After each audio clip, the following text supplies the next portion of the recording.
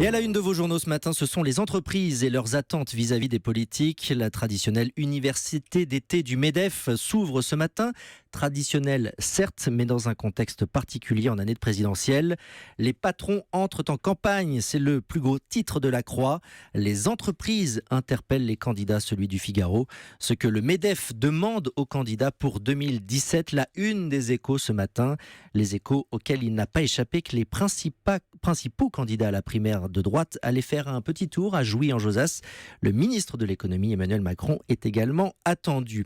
Opération séduction des politiques en direction des patrons, mais pas sûr que ceux-ci se laissent charmer. La grande désillusion, c'est l'édito du Figaro ce matin. Gaëtan de Capelle écrit: il n'est pas certain, et c'est un euphémisme, que le quinquennat de François Hollande laisse un souvenir impérissable aux chefs d'entreprise.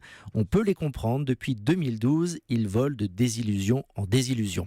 Même constat de la Croix, à quelques mois de la présidentielle, les chefs d'entreprise affichent une méfiance croissante vis-à-vis de la classe politique, rappelant notamment que Nicolas Sarkozy a beaucoup promis en 2007 et finalement assez peu réformé. Je vous rappelle que le patron d'ailleurs du MEDEF, Pierre Gattaz, sera l'invité de Jean-Pierre Elkabbach à 8h20 sur Europe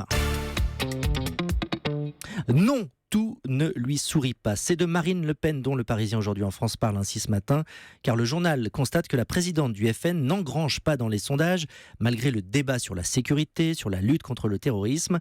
Marine Le Pen a été très discrète ces dernières semaines dans les médias, pensant peut-être que l'actualité jouait pour elle. Eh bien, stratégie ratée peut-être selon le journal, qui relève qu'elle baisse de 5 points auprès des sympathisants du FN dans la dernière enquête Ipsos.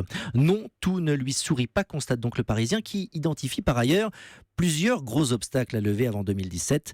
Un père déterminé à se venger, une nièce qui lui fait de l'ombre, une image à adoucir ou encore une ligne politique à clarifier. Pour finir, restons avec le Parisien un instant qui nous invite à rencontrer Mamie Graffiti. Mamie Graffiti, 80 ans, qui passe ses nuits à peindre sur les murs de Paris, à dessiner des chats, c'est son thème de prédilection, sans aucune autorisation comme les graffeurs, comme les taggeurs. Alors pourquoi cette activité ? Pour ne pas s'ennuyer à la retraite, explique Liselotte Nissen, d'origine danoise.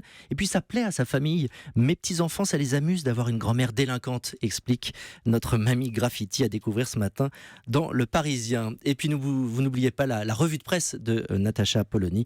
Ce sera juste après le journal de 8h30.